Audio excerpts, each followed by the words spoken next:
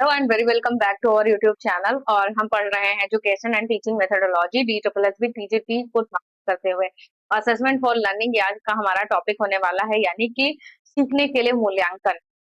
तो इसका मीनिंग क्या है? Assessment for learning is a process where assessment is used during the learning process to guide teaching and improve students learning. यानी कि assessment for learning वो होता है जब सीखने के दौरान मूल्यांकन लगातार चलता रहता है, जिससे क्या होता है, स्टूडेंट्स की लर्निंग इंप्रूव होती है, साथ साथ जो टीचिंग मेथड है वो भी इंप्रूव होता रहता है। It is formative in nature, not just measuring what students have learned but helping them learn better. तो यहाँ फॉर्मेशन का काम करता है। इसका मतलब ये नहीं है, जो असेसमेंट होता है वो ये करता है कि आप सिर्फ मेजर ना करें, साथ ही साथ आप लर्नर को ये हेल्प कर सकें कि वो और बेटर लर्न कर सके।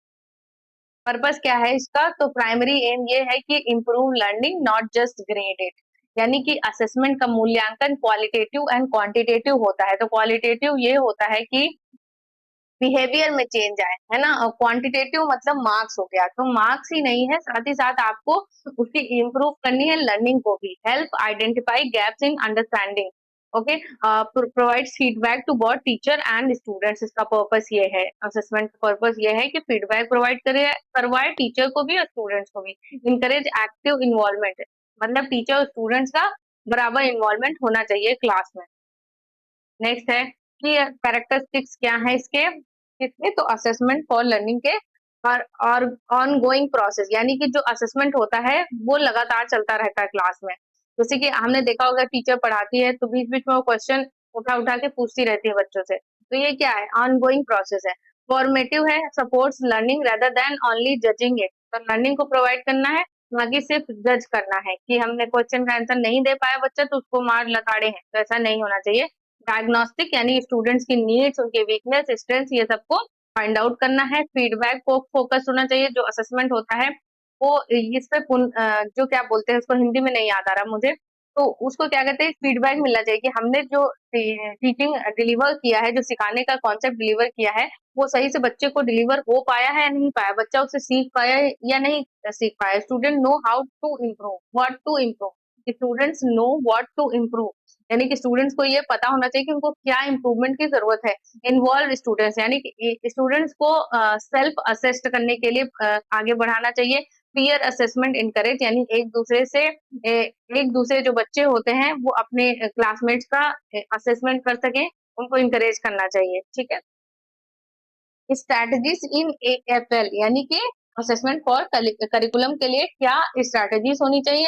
क्वेश्चन टेक्निक्स, क्वेश्चनिंग टेक्निक, यानी कि open ended thought provoking question पूछने चाहिए। Observation of particular participation and behaviour, इन सबका ऑब्जर्व करना चाहिए। Quizzes and quick test during lesson. Peer assessment, students give feedback to each other.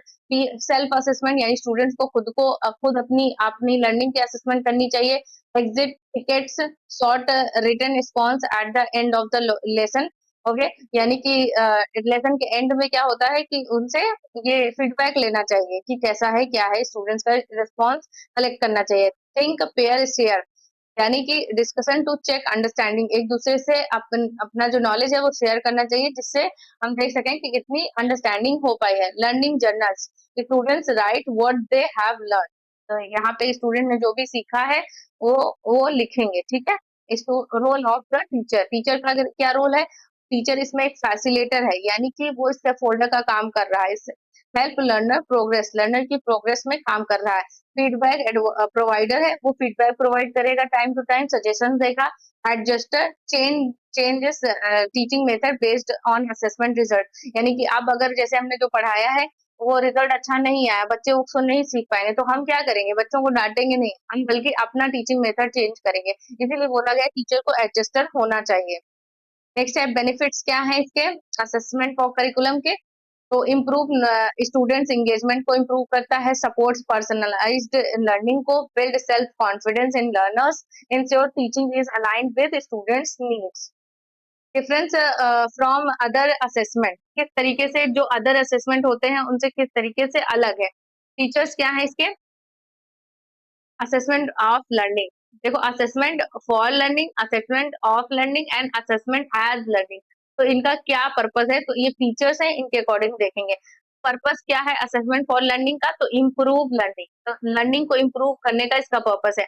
Assessment of learning यानी कि जज लर्निंग, अब लर्निंग यानी क्या सीखा इसको जज करने के लिए। अब मूल्यांकन सीखने के लिए मूल्यांकन, सीखने का मूल्यांकन इसमें जज किया जाता है। असेसमेंट एज लर्निंग यानी असेसमेंट को वैसे ही जैसे लर्निंग को, डेवलप डेवलप सेल्फ रेगुलेशन, तो ये होता है। नेचर क्या है, फॉर्मेटिव है, समेटिव है, यानी कि 1 साल में होता है ये। मेटाकॉग्निटिव है, असेसमेंट एज लर्निंग। उसके बाद टाइम क्या है, ड्यूरिंग लर्निंग, लर्निंग के समय ही असेसमेंट फॉर लर्निंग होता रहता है। एंड ऑफ लर्निंग यानी कि जब पूरा एग्जाम हो जाता है उसके बाद जो एक रिजल्ट आता है कलेक्टिव में, वो होता है assessment of learning. Throughout learning, learning के दौरान पूरा चलता रहता है ये assessment as learning. Role teacher plus student दोनों इन्वॉल्व होते हैं। असेसमेंट ऑफ लर्निंग में सिर्फ टीचर होता है और असेसमेंट एज लर्निंग में स्टूडेंट होता है। फीडबैक क्या है, तो ये कंटिन्यूअस, असेसमेंट फॉर लर्निंग में कंटिन्यूअस फीडबैक मिलता रहता है। देन इसमें असेसमेंट ऑफ लर्निंग में ये लिमिटेड होता है, इसमें फीडबैक नहीं मिलता, रिजल्ट आपके पास मिल गया, आप घर चले गए, आप पास आउट हो गए, आप दूसरे क्लास में चले गए, ये चीज होता है। और असेसमेंट एज लर्निंग में ये कंटिन्यूअस सेल्फ यानी अपने आप से ये असेसमेंट किया करता है, बच्चा अपने आप से ही खुद का असेसमेंट किया करता है। For examples, if during a mathematics class a teacher gives a quick 5 minute quiz after teaching fraction सिखाने के बाद वो 5 मिनट का क्विज देता है क्लास में टीचर, मैथमेटिक्स की क्लास में। if most students make errors the teacher reteaches the topic with more example, तो यहाँ पे क्या होता है, अगर बहुत सारे बच्चे एरर्स करते हैं तो टीचर क्या करता है, फिर से वही टॉपिक पढ़ाता है विद और ज्यादा एग्जाम्पल्स देके। दिस इज AFL यानी कि assessment for learning, because that result is use to improve the next teaching steps, यानी कि जो भी रिजल्ट होगा वो इम्प्रूव करेगा जो नेक्स्ट टीचिंग स्टेप होगा। Okay, assessment tool, methods and techniques, ये टॉपिक काफी इंपॉर्टेंट है, इसको देख लेते हैं। Assessment is the process of collecting information about learners knowledge, skills, attitude and progress। तो मूल्यांकन जो होता है वो एक प्रक्रिया है जिसमें कलेक्ट किया जाता है उन इंफॉर्मेशन की, जो कि जिससे ये पता चले कि लर्नर की नॉलेज क्या है, स्किल क्या है, उसकी एटीट्यूड्स क्या है और उसकी प्रोग्रेस कहाँ तक हुई है। It uses different tools, methods and techniques to ensure accurate evaluation, तो इसके लिए हम बहुत सारे टूल्स, मेथड्स और टेक्निक्स का यूज करते हैं जिससे हमें करेक्ट इवैल्यूएशन मिल सके, करेक्ट मूल्यांकन हमारे पास हो सके। तो असेसमेंट टूल्स के अंदर वो आएंगे, tools instrument use to collect data about learning. जो टूल्स होते हैं वो एक इंस्ट्रूमेंट होते हैं, इंस्ट्रूमेंट जैसे, जो कि क्या करते हैं, डेटा को कलेक्ट करते हैं। दे कैन बी फॉर्मल और इनफॉर्मल, क्वालिटेटिव और क्वांटिटेटिव, ये दोनों हो सकते हैं। जैसे कि हमने बता दिया था आपको कि क्वालिटेटिव क्या होता है, क्वांटिटेटिव क्या होता है।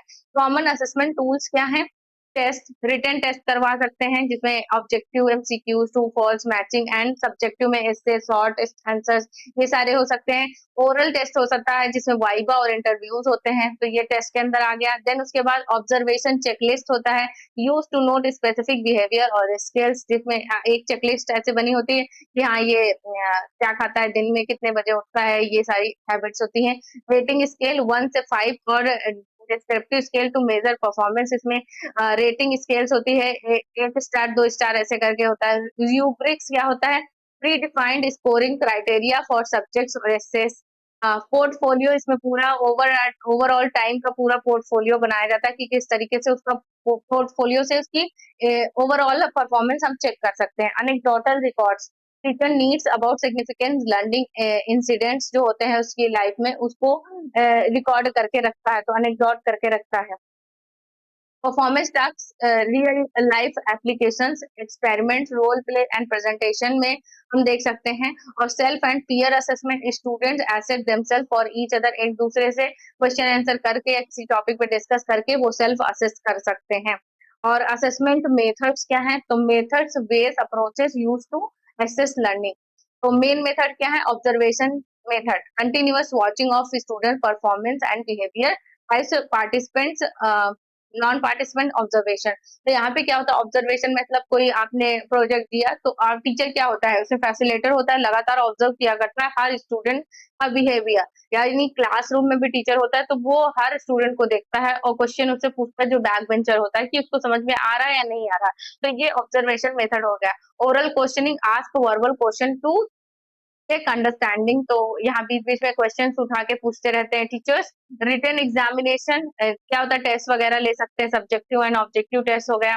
और उसके बाद performance based assessment, measuring ability to perform real task, lab work, art and sports. इस तरीके से परफॉर्मेंस बेस्ड हो गया जिसमें का स्किट और प्लेस वगैरह और सिंगिंग वगैरह का कंपटीशन होता है, तो उसमें देख सकते हैं। Project method, student work on real world project, यानी कि जो प्लांटिंग वगैरह का प्रोजेक्ट वगैरह लगाया जाता है उसमें हम देख सकते हैं इसको।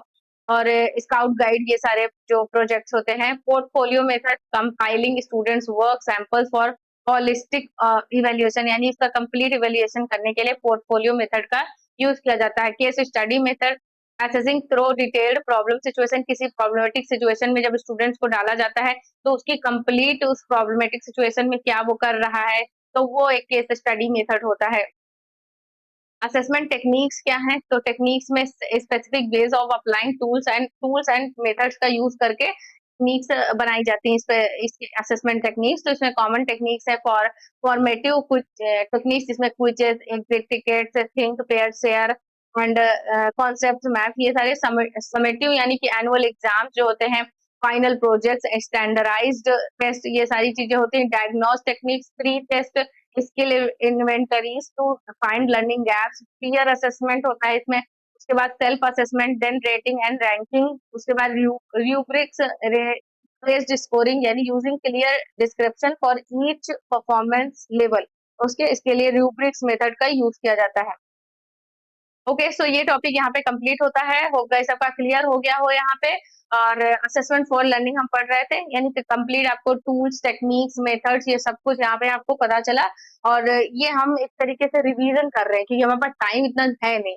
हमको सारा टॉपिक का एक हमको गो थ्रू हम उनसे हो रहे हैं कि हमको हाँ ये चीजें हमको पता है, अगर एग्जाम में क्वेश्चन आए तो आप फाइंड आउट कर दें।